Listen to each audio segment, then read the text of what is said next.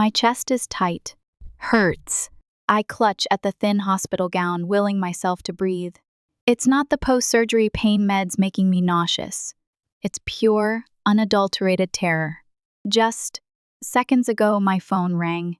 My daughter, Melody, 10 years old. Her voice, usually bright, bubbly, was a choked, hiccuping sob. Mommy, Grandma and Grandpa just drove away.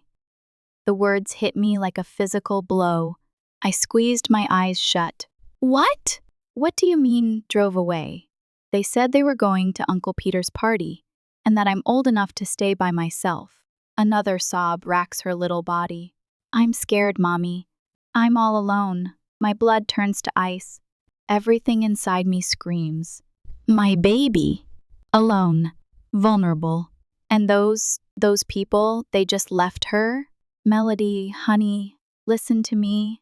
I manage, my voice shaking despite my best efforts. Don't move. Don't open the door for anyone. I'm going to call someone, okay? Just stay on the phone with me. I fumble for my call log, hitting my in-law's number. Please, please, please let this be a misunderstanding. Let there be some logical explanation. It rings, rings, rings. Finally, Gerald, my father-in-law, answers.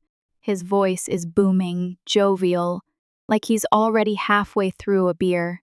Tina? What's up? Everything okay? Where are you? I demand, my voice barely a whisper. There's a pause. We're on our way to Peter's 60th. Big party, you know? And Melody? The joviality vanishes. She's at the house. She said she didn't want to come. You left her alone? Gerald? She's 10 years old. Are you out of your mind? I can hear Barbara, my mother-in-law, in the background. Tina, calm down. She's fine. She's not a baby anymore. She needs to toughen up. Toughen up? Toughen up? My grip on the phone tightens until my knuckles ache. You need to turn around. Now. Get back to my house. Immediately. We're already halfway there, Barbara chirps. It's Peter's birthday. The whole family's expecting us. Besides, she's perfectly safe. Safe? She's terrified. It's illegal to leave a child that age alone. You are responsible for her safety. Oh, please, Tina, you always overreact, Gerald scoffs. We'll be back in a few hours. What's the big deal? My vision blurs. A few hours? Anything could happen in a few hours. My mind races, conjuring up every worst-case scenario imaginable. I'm calling Janet, the first manage, my voice cracking. Janet's my neighbor, an angel in disguise. She's going to go check on Melody. And when I get out of here tomorrow, you will never have unsupervised access to my daughter again.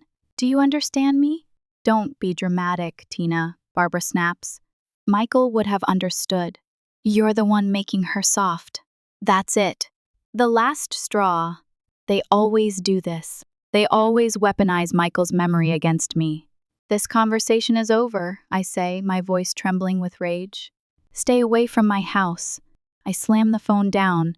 My chest is heaving. I feel like I'm going to explode. Melody is still on the other line. I can hear her muffled sobs. Mommy? What's happening? It's okay, baby, I whisper, trying to force calm into my voice. Mommy's going to fix this. Janet's on her way. You're going to be okay. But even as I say the words, I don't believe them. Not really. My name is Christina Harper, Tina to almost everyone. I'm 36 years old, a widow, and a mom. The widow part. That came 3 years ago when a drunk driver plowed into Michael on his way home from work. 3 years ago when my world shattered into a million jagged pieces. The mom part. That's everything. That's what keeps me going. That's what makes me get out of bed every morning, even when I don't want to. Melody is my life. My heart walking around outside my body.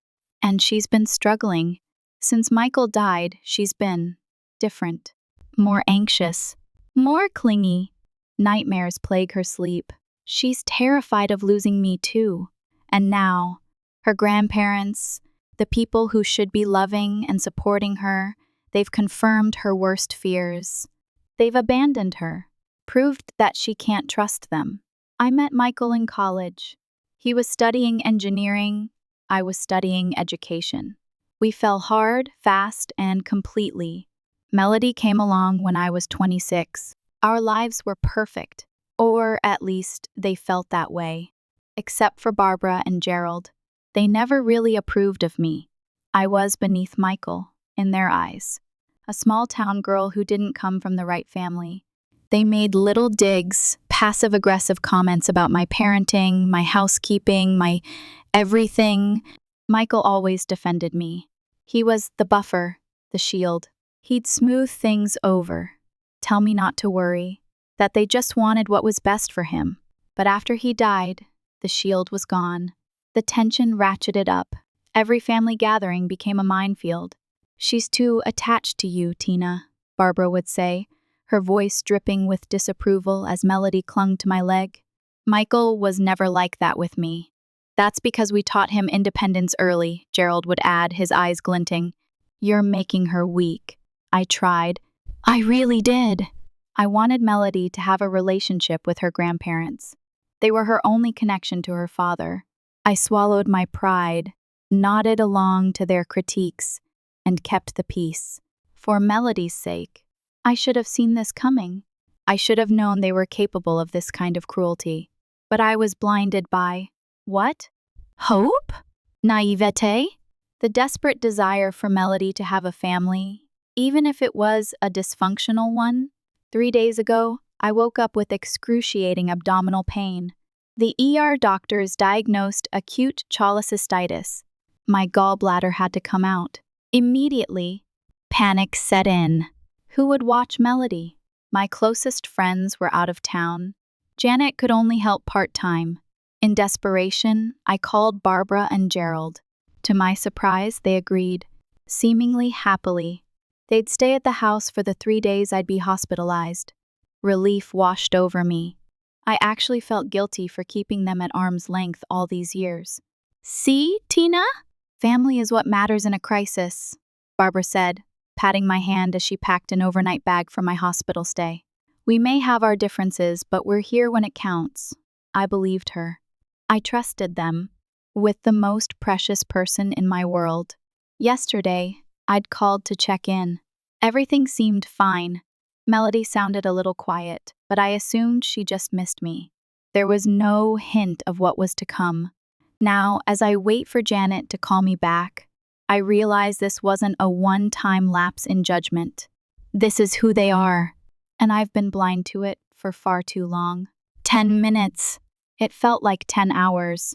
Finally, my phone rings. Janet's number. "Tina? It's me." I'm with Melody now. Her voice is reassuring, but I can hear the underlying anger. "Is she okay? Is she hurt?" I'm barely breathing. "She's upset, but okay." I brought her back to my house. "She's having cookies with my son? I can keep her until you're discharged tomorrow." Relief floods through me. I can feel the tension draining from my body. "Janet, I don't know how to thank you. Don't thank me," she says firmly. "What they did was child abandonment, Tina. You need to report this." I hesitate. "They're her grandparents. Michael's parents, Tina." Janet's voice hardens. "You had emergency surgery. What if there had been complications? What if you couldn't come home tomorrow? What if something happened to Melody while she was alone?" She's right. The reality of what could have happened hits me like a punch to the gut. A fire. An injury. A break-in. That evening, from my sterile hospital bed, I make the hardest call of my life. The CPS social worker, Miss Patterson, is kind but serious. She takes down my statement, her voice devoid of judgment. "This isn't just a disagreement, Miss Harper. This is a clear case of child endangerment. We'll need to investigate and document this incident. Abandoning a child that age is considered neglect under state law." I hang up, feeling sick to my stomach. My phone rings again. "Gerald." "What the hell, Tina?" We just got a call from some government agency saying they need to interview us about Melody. What did you tell them? The truth, I reply, my voice surprisingly steady. That you abandoned my daughter to go to a party while I was in the hospital. It was a family gathering, not some wild party. And she was perfectly safe. She was terrified, Gerald. She's been having anxiety since her father, your son, died. And you left her alone. This is ridiculous, he shouts. We're her grandparents. We have rights. Something snaps inside me. Rights? You think leaving a child alone gives you rights? You have responsibilities, Gerald, which you completely abandoned. Just like you abandoned Melody. Barbara's crying because of what you've done. He's trying to guilt me. After everything we've done for you. What, exactly, have you done besides criticize and undermine me since Michael died? My voice is shaking now, but with anger, not fear. Tell Barbara, I'm sorry she's upset, but I'm more concerned about my traumatized daughter. I'll be home tomorrow, and I don't want either of you at my house. You can't keep us from seeing Melody, he thunders. Watch me, I reply and hang up. That night, my hospital room feels colder than ever. I stare at the ceiling, second-guessing myself. Did I overreact? Was I being too harsh? But then I hear Melody's frightened voice in my head. Mommy, I'm here alone. No! I didn't overreact. If anything, I've been too tolerant for too long. The hospital discharges me the next morning. Janet picks me up, her eyes filled with concern. How are you feeling? Sore, I admit, but mostly just angry. She nods. I can imagine. She fills me in on Melody's night. She had trouble sleeping, kept asking if you were really coming home today. My heart aches. Did she say anything else? About what happened? Janet hesitates. She mentioned this wasn't the first time they'd left her alone. I nearly choke. What? Apparently, they went grocery shopping yesterday and left her home for about an hour. She didn't call you because they told her not to bother you while you were recovering. White-hot anger surges through me. They abandoned her twice and manipulated her into keeping quiet about it? We arrive at Janet's house. Melody flies into my arms, clinging to me like she used to after Michael died. Mommy, you're back, she sobs into my shoulder. I'm here, sweetie, I whisper, fighting through the pain of my surgical incision to hold her tight. I'm so sorry about what happened. Later that afternoon, after settling back into our home, I changed the codes on our electronic door lock. I'm still moving slowly from surgery, but determination pushes me forward. I call a locksmith to change the physical locks as well. Melody watches me with wide eyes. Are Grandma and Grandpa coming back? She asks quietly. I sit beside her on the couch, choosing my words carefully. Not for a while, honey. What they did was wrong and dangerous. They said I was being a baby, Melody whispers. Grandpa said Daddy wouldn't be proud of me being so scared. Fury rises in my throat. Using Michael against our daughter is unforgivable. Your daddy would be incredibly proud of you, I say firmly. You were brave to call me when you felt unsafe. That was exactly the right thing to do. By evening, my phone is buzzing constantly with texts and calls from Gerald, Barbara, and even Michael's brother, Peter. I finally answer Peter's call. Tina, you need to calm down, he starts. Mom and Dad are beside themselves. They're saying you reported them to child services and changed the locks. They abandoned my daughter, Peter. Twice! They left a 10-year-old alone to attend your birthday party. Look, they made a mistake. A mistake? I interrupt. A mistake is forgetting to pick someone up from soccer practice. Deliberately leaving a child alone after being trusted with her care is a choice. They're family, Tina. Melody's grandparents. Being family doesn't give them the right to endanger my child, I reply. Would you leave your kids alone at that age? His silence is telling. That's what I thought, I continue. I filed a formal report, and yes, I've changed the locks. They're not welcome in my home until they acknowledge what they did and take steps to earn back my trust. I hang up. I find 3 voicemails from Barbara, each progressively more hostile. Tina, this is absurd. Gerald and I have never done anything but love Melody. Beep, you're turning our granddaughter against us. Michael would be horrified by your behavior. Beep, we're consulting with a lawyer about grandparents' rights. You can't keep us from seeing Melody. You've gone too far this time. Beep, I delete them all, hands shaking. I know the threat about grandparents' rights might not be empty. They have the resources for legal action. But I also know I have documentation of their neglect, and protecting Melody is worth whatever battle lies ahead. As I tuck Melody into bed that night, she looks up at me with teary eyes. Am I in trouble with Grandma and Grandpa? No, sweetheart, I assure her. They're the ones who made a bad choice, not you. You're safe now. But as I kiss her goodnight, I wonder if any of us are truly safe from what's coming next. The next morning, I receive an email from CPS confirming they've opened an investigation. The social worker, Miss Patterson, will be interviewing all parties involved, starting with a home visit that afternoon. The email also includes resources about child safety and family counseling. I'm walking Melody to the bus stop when my phone rings again. Barbara's number. I decline the call, but a text follows immediately. We're coming over at noon to talk. This has gone far enough. My hands tremble as I text back. Do not come to my house. I will call the police if you show up uninvited. 3 dots appear, disappear, then appear again before her response comes through. You wouldn't dare. I write back, try me. After seeing Melody safely onto the school bus, I call the non-emergency police line to report potential unwanted visitors. The officer is sympathetic, especially when I explain the CPS investigation, and promises to have a patrol car drive by around noon. At 11:55, true to their word, Gerald's SUV pulls into my driveway.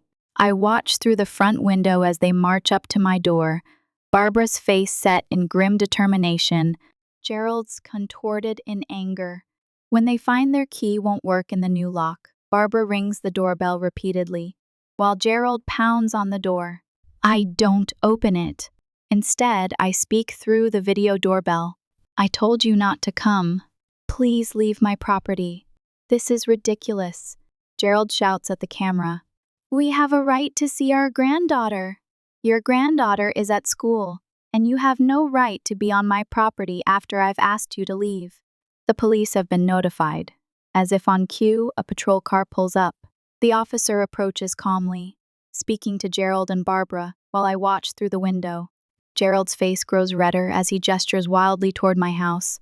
Eventually, they get back in their SUV and leave. With one final glare toward my door, the officer knocks gently. Miss Harper?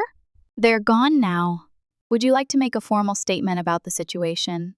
I invite him in and explain everything, the abandonment, the CPS report, and their showing up despite my explicit request not to come. He takes notes and assures me they won't be back today, but suggests I might want to consider a temporary restraining order if the harassment continues. After he leaves, I sit on my couch, physically and emotionally drained. The sight of my surgery throbs, and I realize I haven't taken my pain medication this morning amidst all the chaos. My phone rings again. This time it's Peter's wife, Jessica. Tina, what's going on? Mom and Dad just called Peter in tears, saying the police escorted them away from your house. I sigh. They showed up uninvited after I explicitly told them not to come. The police simply asked them to leave. Don't you think you're taking this too far? Jessica asks. They made a mistake that endangered my child, I interrupt. Would you have left your sons alone at 10 years old? Jessica hesitates. Well, no, but... Then please don't ask me to accept what you wouldn't tolerate for your own children. After hanging up, I log on to Facebook to find my notifications exploding. Barbara has posted a long, self-pitying message about being kept from our precious granddaughter and falsely accused of neglect. She's tagged several family members, who are now commenting with confusion and concern. I feel physically ill reading her public distortion of events. But among the sympathetic comments for Barbara are a few questioning responses. Wait, did you really leave Melody alone while Tina was in the hospital? That doesn't sound right. Weren't you at Peter's party that night? Was Melody there too? The truth is starting to emerge. Despite their attempts to control the narrative, a major plot twist is unfolding that I hadn't anticipated. The family is beginning to question their version of events. 3 days later, Miss Patterson from CPS sits in my living room, finishing her interview with me while Melody is at school. Based on our investigation so far, including our conversations with your in-laws, there's sufficient evidence to support your claim of child neglect, she says, reviewing her notes. Your daughter has confirmed being left alone on 2 occasions, and your in-laws have admitted to leaving her, though they insist it wasn't for long and that she was perfectly safe. What happens now? I ask, relief mingling with anxiety. We'll complete our report next week. While this doesn't rise to the level of criminal charges, it will be on record should any future incidents occur. She pauses, looking at me carefully. Have you considered family counseling? It might help establish boundaries if you plan to allow them back into your lives eventually. I'm not sure I do, I admit. Or at least not in the same way. After she leaves, I check my email to find a message from a lawyer I don't recognize. The subject line makes my blood run cold. Representation for Gerald and Barbara Miller. Grandparent visitation rights. My hands shake as I open it. The letter is formally worded, but clear. Gerald and Barbara have retained counsel to pursue legal visitation rights with Melody. It cites their close and meaningful relationship with their granddaughter and claims I am alienating them without just cause. Without just cause? My surgical incision still hurts when I move too quickly. A constant reminder of the moment my in-laws chose a party over my daughter's safety. I forward the email to my friend Elaine, who is an attorney, asking for her advice. She calls me within minutes. First, don't panic, she says. Second, they're overplaying their hand. Grandparents' rights cases are notoriously difficult to win, especially with an active CPS finding of neglect. I'd be happy to represent you if it comes to that. Thank you, I say, my voice breaking. I just don't understand how they've twisted this around so completely. They're acting like they're the victims. People who can't accept responsibility often flip the narrative, Elaine explains. But the facts are on your side, Tina. That evening, as Melody and I are eating dinner, the doorbell rings. I check the video feed to see Peter standing there alone, looking uncomfortable. I hesitate, then open the door. Can we talk? He asks quietly. I let him in, keeping Melody in my sight in the dining room. I spoke with Jessica's sister, he began, sitting stiffly on the edge of my couch. She's a child psychologist. She said what Mom and Dad did was absolutely inappropriate and potentially traumatic for Melody. He ran a hand through his hair. I didn't want to believe they would do something so irresponsible. I didn't either, I said softly. That's why I trusted them with her care. Peter looked genuinely troubled. I had no idea Melody was alone when they came to my party. They told everyone you'd arranged alternative care, and that's why she wasn't with them. This new revelation stunned me. They lied to the entire family. I'm afraid so. He looked toward Melody, who was watching us cautiously from the dining room. May I speak with her? I'd like to apologize for not checking on her myself. I nodded, and Peter spent a few minutes talking gently with Melody, who gradually relaxed as they spoke. Before leaving, he turned to me again. I've told Mom and Dad to drop the legal threats. Jessica and I won't support them if they continue this way. His expression was grave. Michael wouldn't have stood for this, and neither should we. As I closed the door behind him, I felt a surprising lightness.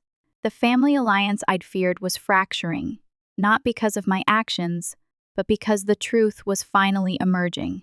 That night, I received a text from Barbara. We need to talk. Without lawyers, it seemed the next phase of this conflict was about to begin, but for the first time, I felt like I wasn't fighting alone. 1 week later, I sat in my living room across from Gerald and Barbara.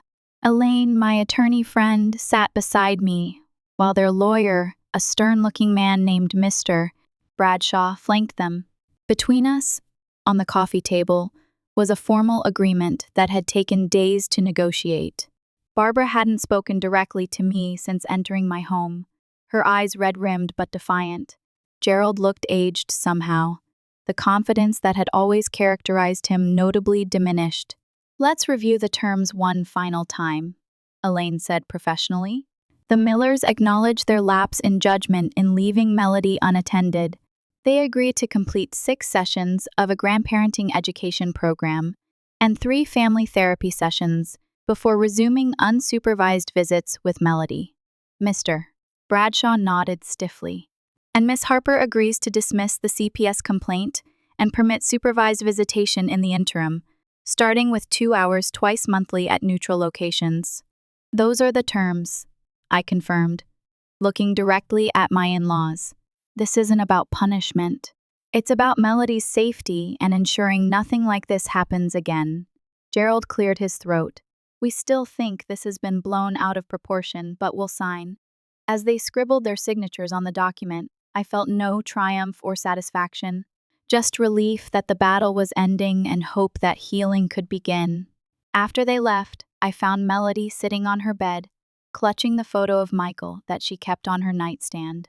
"Are Grandma and Grandpa still mad at me?" she asked in a small voice. I sat beside her, wrapping an arm around her shoulders. "They were never really mad at you, sweetheart. They're sad about the situation, but we're all going to work together to make things better." "Will I see them again?" "Yes," I assured her, "but things will be a little different for a while. We're setting up some new rules to make sure everyone feels safe and respected."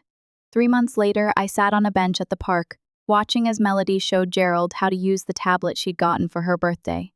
Barbara sat nearby, actually listening as Melody explained a game she enjoyed. Peter and Jessica's sons played on the swings, occasionally calling for Melody to join them. The family therapy sessions had been difficult, but necessary. Gerald and Barbara had initially been defensive, but the therapist skillfully guided us through conversations about boundaries, respect, and the trauma Michael's death had caused all of us. The grandparenting classes had made an even more profound impact. Barbara admitted, during our last therapy session, that they had been parenting Melody the way they'd raised their sons in the 1980s, expecting independence perhaps too early and emphasizing toughness over emotional support. "We were wrong," she had said, the words clearly difficult for her. "The world is different now. Children are different, and we need to be different too." It wasn't a perfect reconciliation. There were still moments of tension, instances where old patterns threatened to emerge. But there was progress. Real, meaningful progress that benefited Melody most of all. My phone buzzed with a text from Janet. "How's it going?" I smiled as I replied, "Better than expected." They're actually listening to her. Janet had become a vital part of the extensive support network I'd built around Melody. I'd learned my lesson about relying too heavily on any single source of support. Now, in addition to Gerald and Barbara, Melody had Janet, Peter, and Jessica, my friend Elaine, and several other trusted adults in her life. As I watched my daughter laugh at something Gerald said, I felt a complex mix of emotions. Not the vindictive satisfaction I might once have imagined, but something more valuable. The peace of knowing I had protected my daughter while still preserving her connection to her father's family. This was what real victory looked like. Not destroying relationships, but transforming them into something healthier for everyone involved. Even though things had settled into a semblance of peace, the ghost of Michael lingered, a constant reminder of what we'd lost, and the chasm his death had created within the family. Barbara and Gerald often spoke of him, usually in the context of how he would have handled situations or what he would have wanted. It was their go-to move. A subtle yet effective way of reminding me that I would never quite measure up to their expectations. One afternoon, during a supervised visit at the local library, Melody was struggling with a particularly difficult math problem. Frustration was etched on her face, and she was close to tears. Barbara, sensing an opportunity to help, leaned in and said, "Michael was always so good at math. He would have figured this out in a second." I felt a surge of anger. Melody has her own strengths, Barbara, I said, my voice tighter than I intended. She's a gifted writer and artist. Comparing her to Michael isn't helpful. Barbara's eyes narrowed. I'm just saying she could have inherited his aptitude for numbers. It's in the family. The argument escalated quickly, attracting the attention of other library patrons. I pulled Melody aside, trying to calm her down, while Gerald stepped in to mediate between Barbara and me. The incident left Melody shaken and me seething. I couldn't shake the feeling that Barbara was deliberately trying to undermine my confidence and create a wedge between Melody and me. Later that night, as I tucked Melody into bed, she asked, "Mommy, am I not as good as Daddy?" My heart broke. Oh, sweetheart, that's not true at all.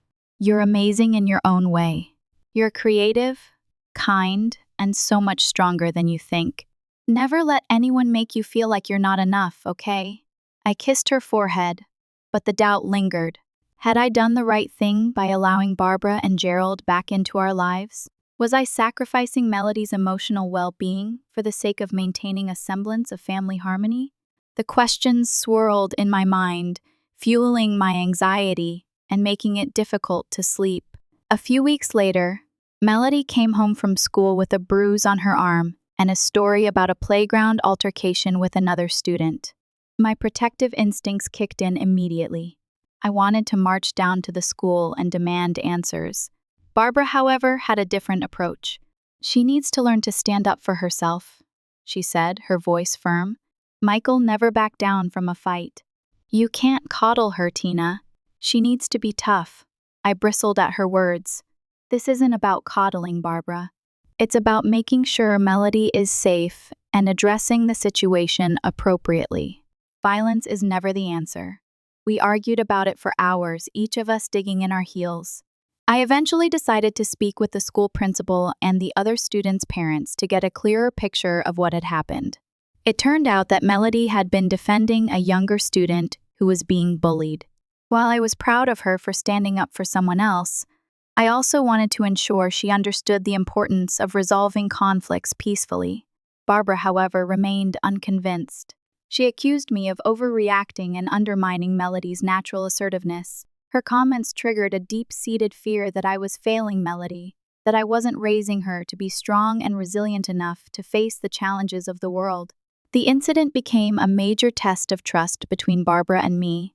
I realized that we had fundamentally different approaches to parenting, and that it would be a constant struggle to navigate those differences.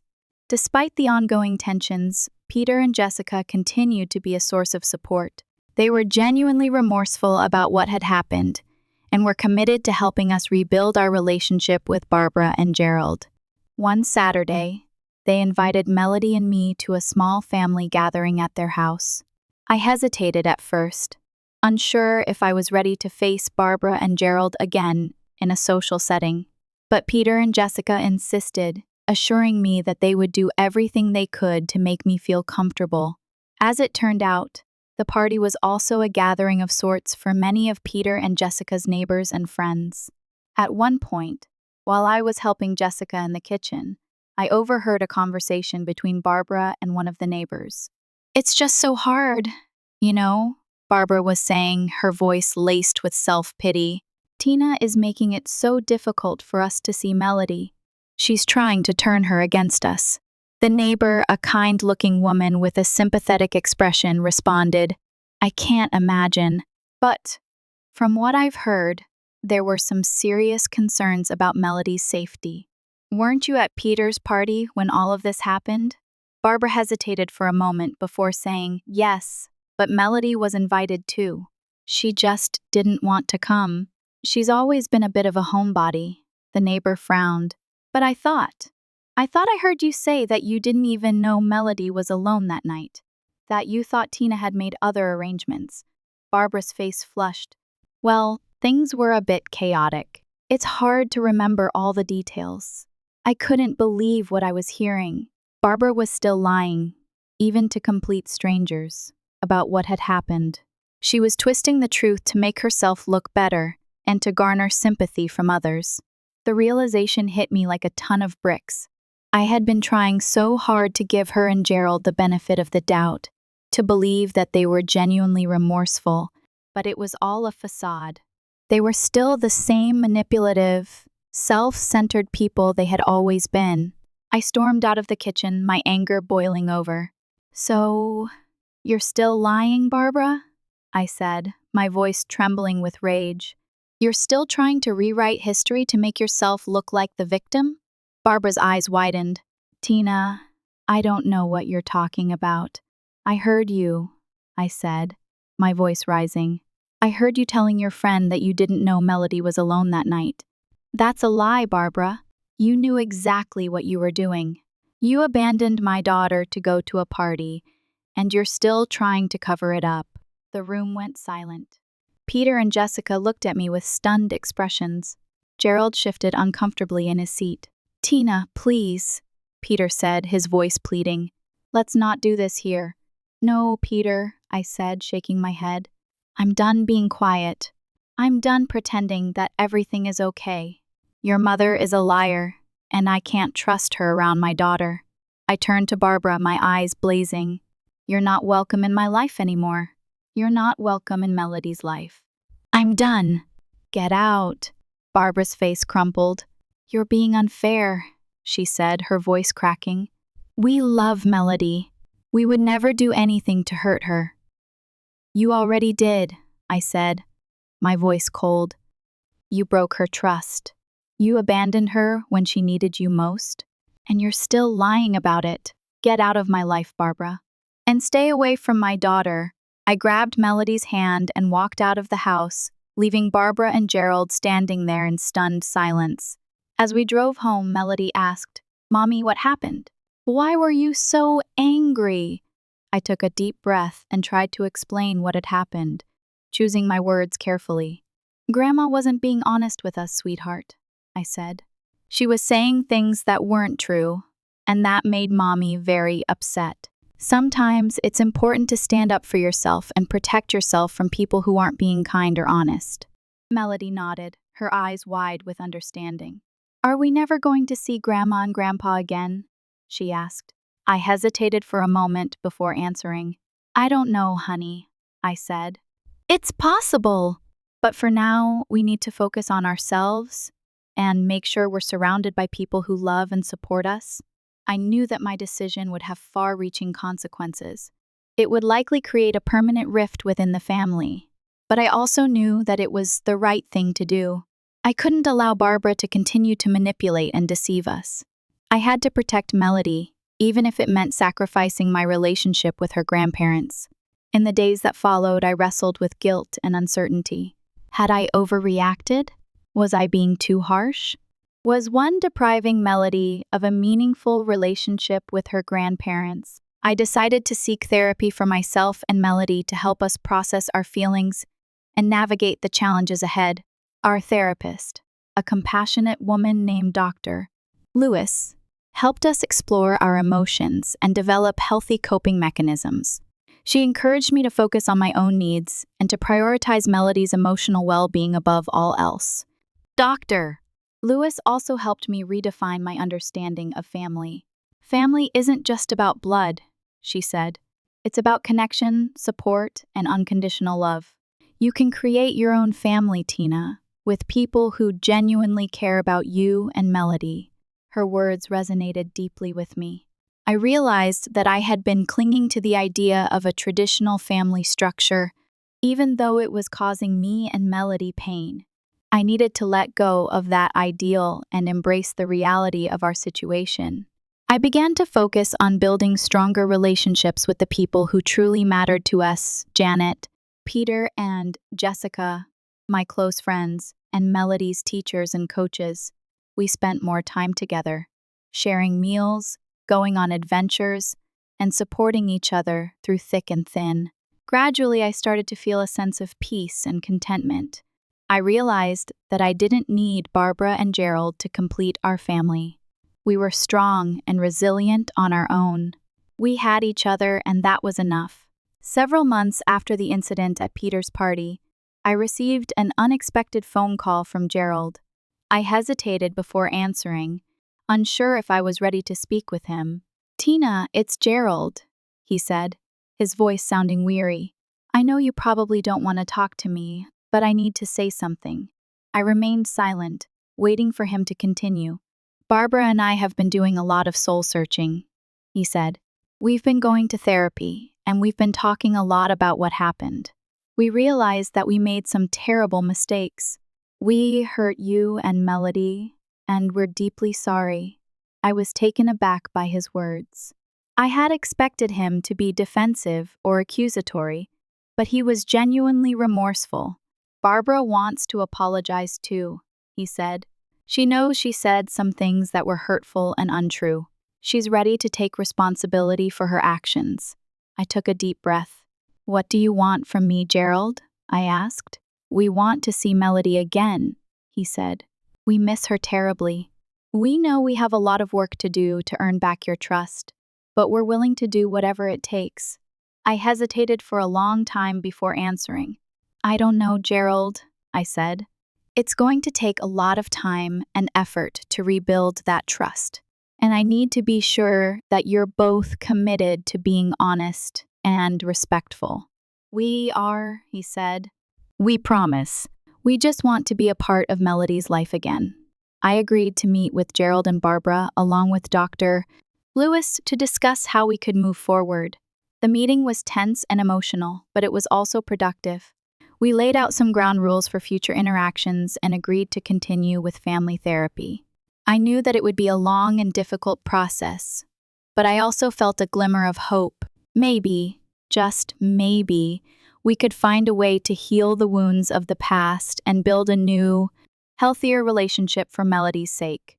Over the next few years, we slowly and cautiously rebuilt our relationship with Barbara and Gerald. It wasn't always easy. There were still moments of tension and disagreement, but we were all committed to making it work. Barbara and Gerald became more involved in Melody's life, attending her school events, helping her with her homework, and taking her on special outings. They learned to respect my boundaries and to communicate more effectively. They also stopped using Michael's memory as a weapon and started to appreciate Melody for who she was, not who they wanted her to be.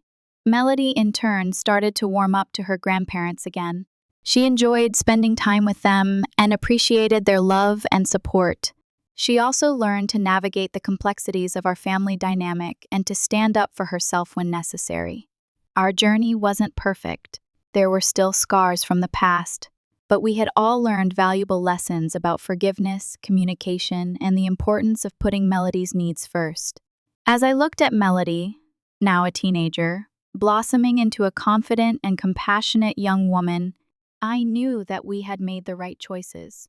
We had faced adversity head-on and emerged stronger and more resilient. We had redefined our understanding of family and created a loving and supportive environment for Melody to thrive. And in the end, that was all that mattered. I think this takes it to the next level. We've added layers of complexity to the characters, explored the lasting impact of trauma, and shown the messy, imperfect reality of family reconciliation. It's a story about forgiveness, resilience, and the power of redefining what family means.